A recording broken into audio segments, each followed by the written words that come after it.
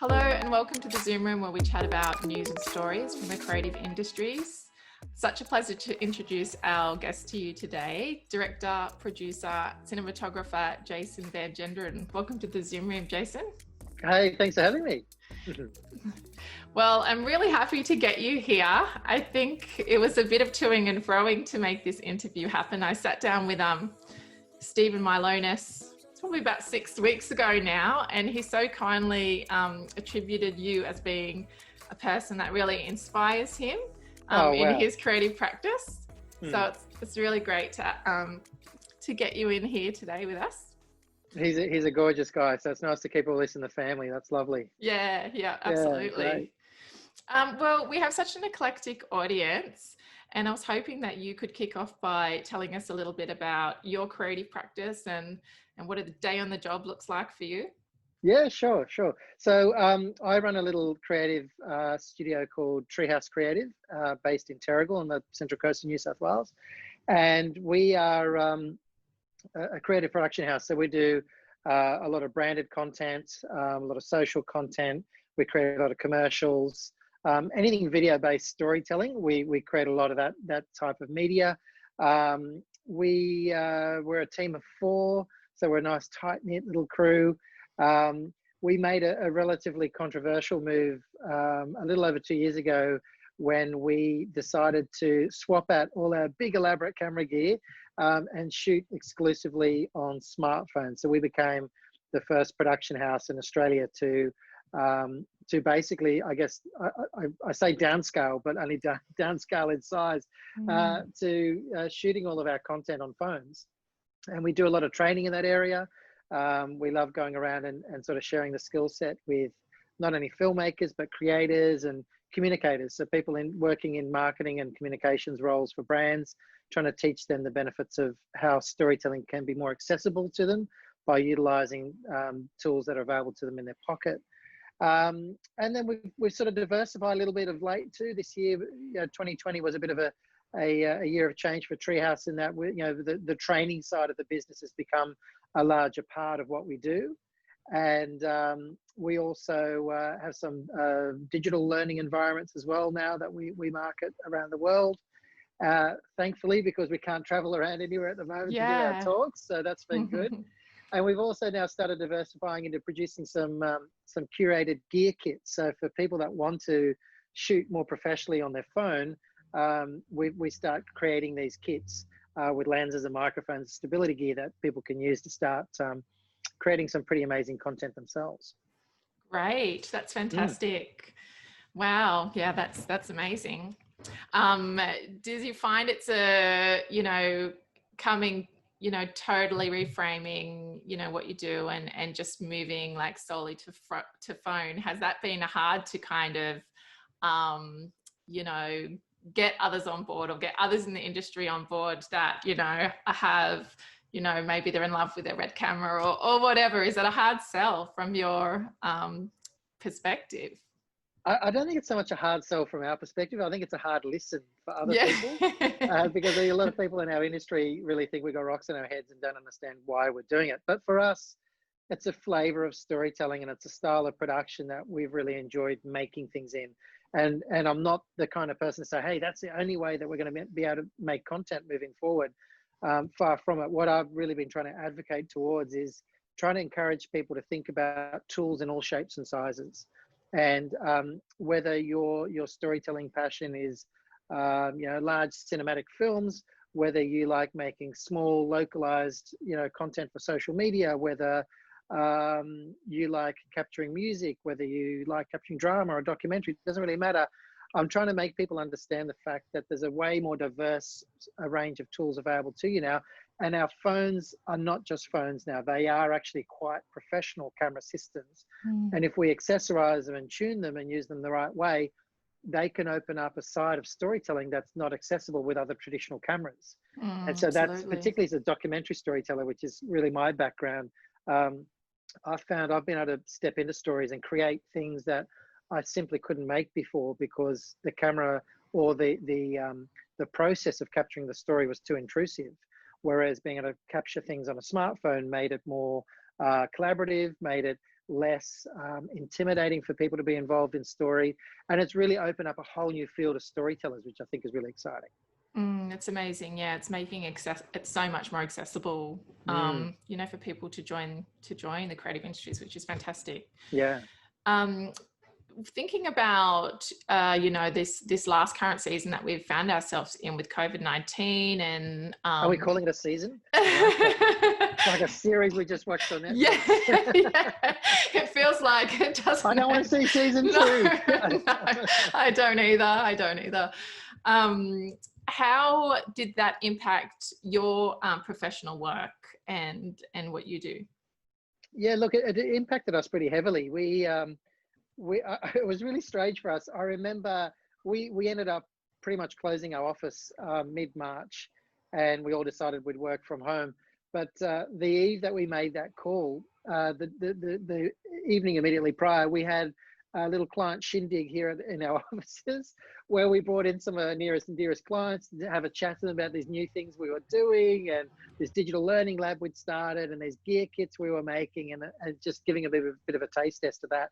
And we were all having, like, you know, I still remember we had these beautiful share platters of food, and, you know, all those moments pre-COVID when you used to do all that stuff together, and everyone was hugging and shaking hands. And then the day after that was when everything started to really impact us in Australia. And we're all like, what are we doing? Like, how did we do what we did last night, knowing what we know today?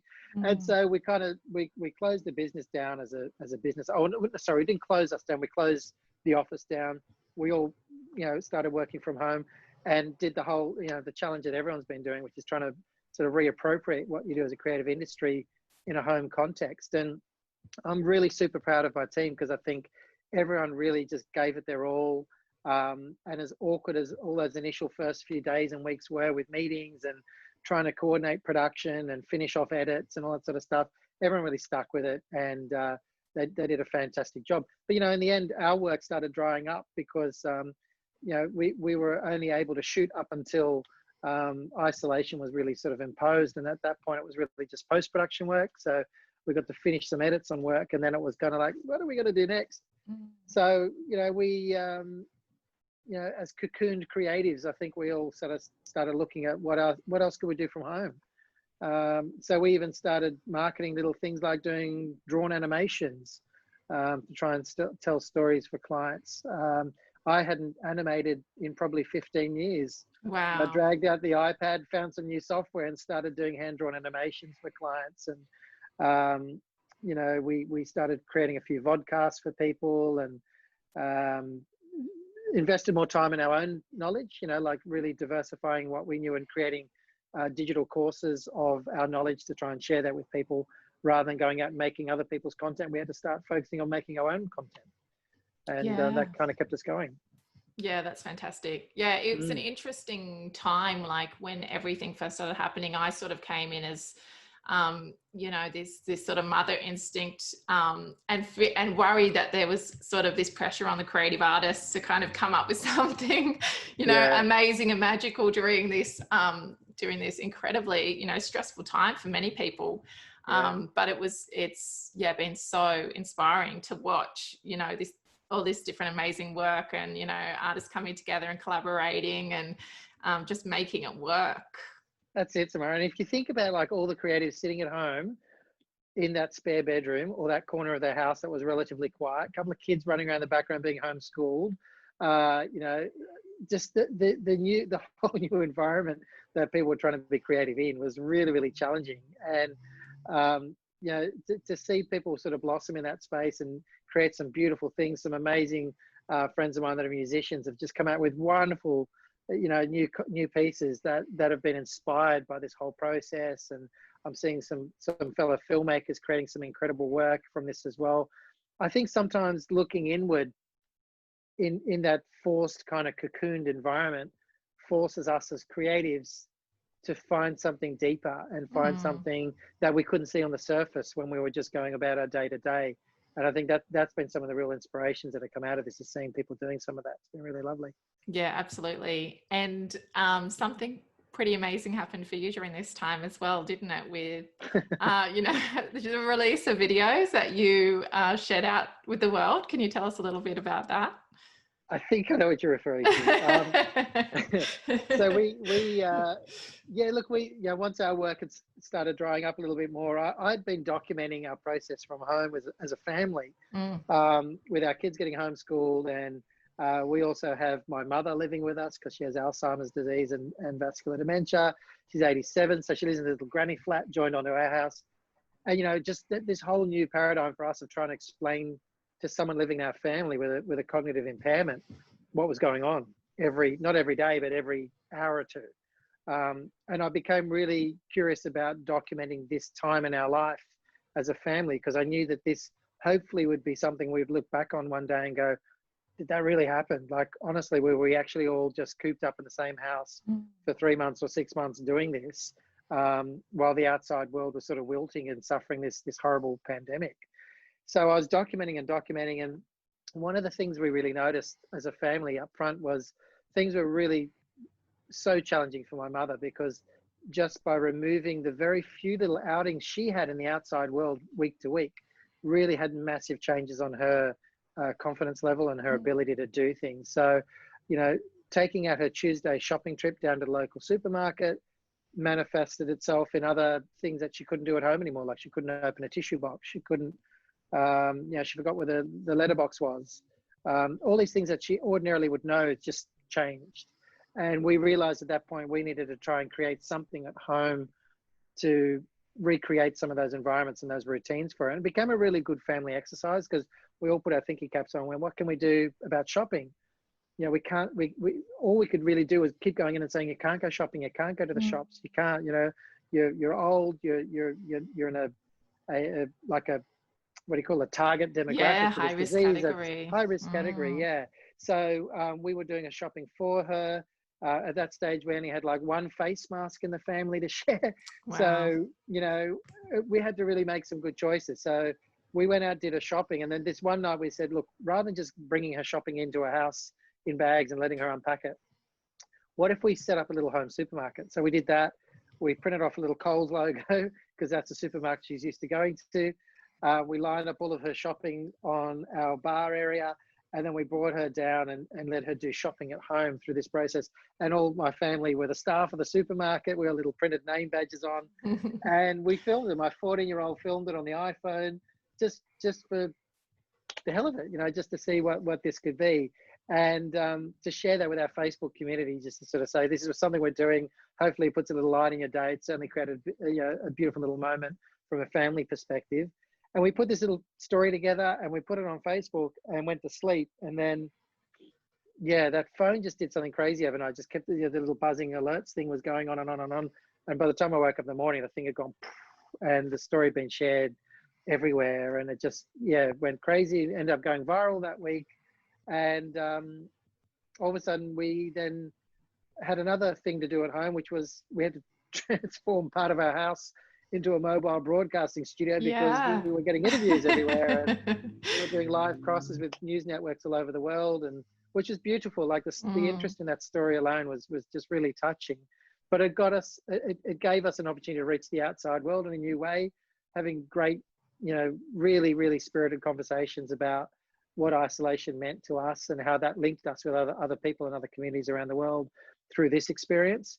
And then we started making more of these stories, and we ended up, I think we're up to about 8 or 9 videos we've made so far about life at home with my mum and her dementia. And we've clocked well over 30 million views. So wow, it's kind of in a whole other different space now with that, and sort of experimenting as we go.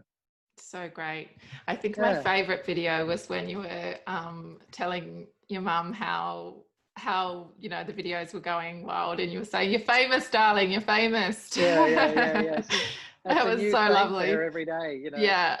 It's really, and it's beautiful. Just not only play the video stories to her to say these are things we've done, because she can't retain the memory. So we will create something one day and video it and capture it. And it's wonderful for us to celebrate, but for her, the video is all she gets to hang on to, because come the next day, she's forgotten about the home supermarket. She doesn't realize it happened. So we play the story back to her to reconnect her with that. And then we get to play the media interviews and say, well, you're on, James Corden tonight. Boom. You're on Good Morning America, and play her this little clip. And it's kind of a little out of body experience for her every time. But she's like, do people really think that I'm famous? And I go, well, a lot of people are writing to you and wanting to help, and it's beautiful. I think So great. one of the great joys I've had out of this is connecting with a new audience. Like we've some of the biggest sharers of this content in the social landscape have been millennial audiences, which I Wow. did not expect. I really did not expect millennials to be really passionate advocates for dementia and sharing this story in their networks. And that's been a real amazing education point for me. And it's really instilled a beautiful hope that I think from a family, we've got real strong connective tissue as a community to work with. And sometimes maybe we just need to tell a few more stories about who we are and how we are to sort of let that get out. Yeah, absolutely. Would you say this has been one of the highlights for you in your creative career? Yeah, weirdly, I thought, home isolation was going to be the most depressing moment of my life. It ironically turned into a great opportunity to probably learn about myself as a storyteller as well, because I'd be making content that I'm not used to making and that I wouldn't ordinarily plan to make. It was just stuff that I made by accident, a happy accident almost. So that's been really, really good. And I think the wonderful thing for me now is that I guess I feel the future is quite open. Whereas before I was really thinking the future was really restricted and closed, and we were going to be really, pigeonholed into making certain things and restricted in what we could make. Whereas now I've been encouraged to think about things a bit differently. And the connections we've made through this little video series alone have been astounding. We've been interviewed for documentaries. We've been speaking with dementia organizations globally now.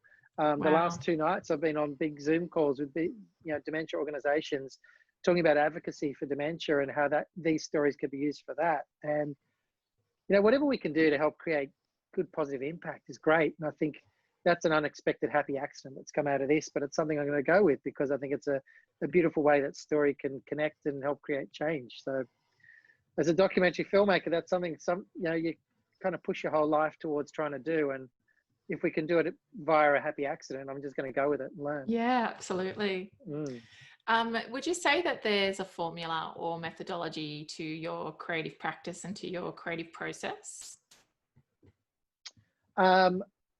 I usually try and fight a lot of that methodology. I try and work away from the template, I suppose, because my day-to-day life, living with my mother in my family, I can say I'm a 48-year-old male. I'm still living with my mother.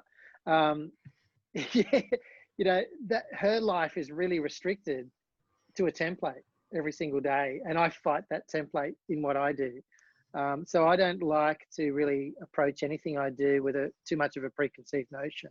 I like to go in and let the experience of telling the story teach me. I think one of the things I really enjoy doing, and that's probably why I gravitate so much towards documentary style narrative in my storytelling, is I enjoy being an active audience member.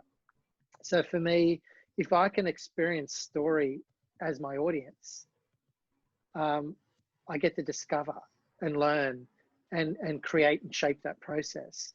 Whereas if I go in with a pre-scripted notion of exactly how I'm going to document something, I find I close my options to the real story gem, the real heart of it. So and that's why I'm a real passionate believer in using things like smartphones for storytelling, because they encourage what I call lean forward filmmaking, because you turn the screen on, it's unfussy and uncomplicated, and you walk into an environment and you just look and you be, and you see what this story and what this very simple capture device can do and can show you, and you discover something and you roll with it and you experiment, and it doesn't take too much to do it.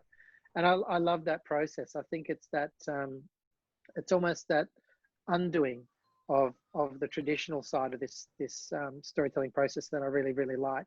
The unlearning, I think, is the thing that really attracts me to this, because every time I create a story, I'm learning something from it, and it's always something unexpected, and that's what I'm really enjoying. Fantastic. I don't even know if that makes sense. Did I just like babble? No, that was great. Yeah, absolutely. Among the people that you've worked with over the years, do you have any standouts or people that you admire? Oh, there's loads of people I admire. Look, everyone that I've worked with in my team here, I have a deep, immense amount of respect for. Some of those team have gone on to do their own things and become their own individual storytellers. And I'm really super, super proud of the fact that they've grown that way as a creative to do that. And we're still great friends and we still stay in contact. So my immediate circle of people around me inspire me every day and all the time.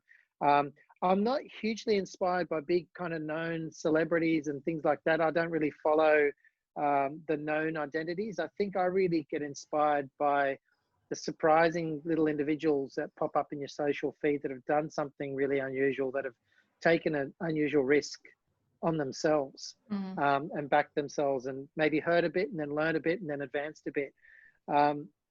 You know, I mean, an example probably of one local storyteller, Australian filmmaker that I really have an immense amount of respect for, and is a friend of mine as well, is called Damon Gameau, who did that Sugar film and more recently 2040, The Regeneration. You know, he's an incredibly passionate actor who is an incredible documentary storyteller. And the devices he uses in his story to tell documentary differently is really inspiring. And yeah, I think he's an incredibly brave documentary storyteller, and he's definitely going to be someone to watch from an Australian documentary perspective. I think he's going to be someone that's going to make some big waves out there and in global filmmaking landscapes in years to come as well. Amazing. Yeah, that Sugar film's probably up there with one of my sort of top 5 documentaries. It's fantastic, isn't it? It's amazing. I mean, it's wonderful to be connected with a story that impassions something within you as a fellow human, but to actually push you beyond that and create a story that makes you want to physically change something about what you do or something about what your family does to create a better outcome is an intensely powerful thing. And you know, you could be a politician working all your life to try and do that. You could be you know, I mean, musicians try and do the same thing. You know, I think as a documentary storyteller, he's really pushing some big boundaries, and yeah, we should really support and embrace what he's doing, because I think he's, even 2040 is an incredible film, and he visualizes change in a whole new way, and that's an incredibly inspiring thing as a storyteller to learn from, how people embrace where we can be and how we can get there. Absolutely, yeah. Show us a clear way forward. It's wonderful. If you think about yourself, imagining yourself in 3 years from now, where do you hope you'll be, or what do you hope will be different, either in your work or your you know, personal growth as an artist compared to where you are now? Yeah. Wow. 3 years from now, that seems like saying, yeah, pre-COVID, that seems like asking what's your 10-year plan. Yeah. Look, I just hope, I'm in a really good creative space and that I'm really just enjoying what I'm doing, and I hope that I'm still learning. I think that I will feel dead the day that I stop learning about this craft, and I just get really passionate about learning new things. I want to keep teaching. I think I would really love to keep developing our resources, a treehouse to keep teaching and sharing our knowledge with people. We're just finishing a course today. So great. On going viral. So we're trying to share our knowledge with broader storytellers about what we've learned about the process of going viral and how we can replicate that process and what are the key things that go into virality. So I did a lot of reading online about it once we went viral to see whether what people are saying online is actually measuring up with the experience. And there were so many contrasts of things that weren't kind of lining up for me. So I said, dang it, I'll just do my own. Yeah. So we created a course on that. But I think that's the thing, you know, like to be able to create knowledge from lived experience is really powerful. So I want to keep on doing that. And I just want to, I hope I've made some really cool stories in 3 years' time. I hope I've made some more documentaries. I'm looking forward to maybe jumping in and making a deeper story about my mother's relationship with dementia and our family. Yeah. I think aside from all those cute little viral stories that people have seen, there's a much bigger story there as well. So I'm looking forward to maybe exploring that a bit and seeing if there's something I can learn from that process too. Absolutely. Watch this space for Yeah, a absolutely. feature documentary coming out. What advice would you give to students and emerging artists in terms of what's important to learn in teaching, and how to maintain longevity of the career? What's important in diversifying their skills? And well, I think you always got to stay hungry, no matter the environment, no matter your personal circumstance. I think you've got to always remember to stay hungry, stay passionate, keep making, never, ever stop making. I know a lot of creators that kind of get into a bit of a lull when they feel a bit flat and they can't top up the battery, and they'll just stop doing what they do. And it's kind of like turning off your life support, I think, as a creative, as a creator. You need to keep creating. And even when you're going through a rough patch or a flat patch, you got to get that stuff out. So just keep making, because it's all part of your journey. Keep making. Push the crappy stuff out so the good stuff comes to the top again. And another one I think is really important that I've learned too, that's really been advantageous for me, is to keep ideating in new places. So don't try and learn new things in the same old space. Don't sit at the same desk with the same things around you and try and learn new concepts. Go out and push yourself into a different environment every time you want to learn something new. It's real, and probably hard if you're still stuck in isolation. A little hard, from a home context. Go sit in a place in your home where you've never sat to write or think before. Find a corner of your garden or your patio or something where you just haven't sat before with a notepad or an instrument, and try and make. Because when you change your vista in the world and you change your things around you, it creates new connections for those neurons, and you start thinking about things in a whole new way. And you've got to let that happen by immersing yourself in new environments. So that's probably one of the biggest creative drivers for me, is always remembering to just push yourself out somewhere new, challenge that little comfort zone, get away from that comfortable desk and that little screen, that glowing empty Word document that's the blinking cursor that's doing nothing for you right now. And grab a chalkboard and a bit of chalk, or grab a new tool and start doing something a bit differently and see what comes to you. I absolutely love that advice. I'm definitely going to take that advice myself. Wonderful. Okay, so wrapping up with our last couple of questions for you. If you had to swap careers with another creative for a day, what would you choose? This is super left of field. I've always wanted to be, I remember as a kid, I always wanted to be a clown. Wow. So I would actually love to be a clown for a little while, I think. I love creating with kids. Yeah. I love entertaining kids. So I love making it. Yeah, I think I'd like to just put on some big floppy clown shoes and go out and just be a bit silly and be a bit loose. Yeah. And then come back and do what I do. So great. And last question for you. What sort of world do you think we will have once we get the all clear? Do you think we will go back to life as usual, or you think the landscape's permanently changed? Well, I guess that's the big question we're all asking right now, is will there be a usual, or will there be, what is the ongoing effect of this? And we're all still really trying to figure that out. I would like to think, look, this is probably going to sound a bit strange. I hope we don't go back to being the usual and the norm. I think if we've ever had one great big shake-up in our generation of being alive today, I think this would have been it. And I think if we can all learn to be just that little bit more compassionate and a little bit more considerate about how we tread on the world and the people around us and the stories that we live and work in, maybe we can all just push forward and create a bit more hope and be a stronger generation. And I think, there's some incredibly powerful things happening in our world at the moment that are pointing towards that. And I think maybe that is a huge benefit we've gained out of isolation, is we've all kind of been forced to put the pause button on and rethink a little bit and make some adjustments to the way we live and think and work and speak. And I think as storytellers, maybe that's something that I'm going to take away from this experience is just consider my voice a little bit more that I speak with and how I speak, and what messages I need to share, because I think they're going to be really, really important moving forward. So wonderful, beautifully said. Well, thank you so much for this Thanks, amazing chat in the Zoom room. We'll talk to you again soon. Thank you. Cheers. Take care, everyone.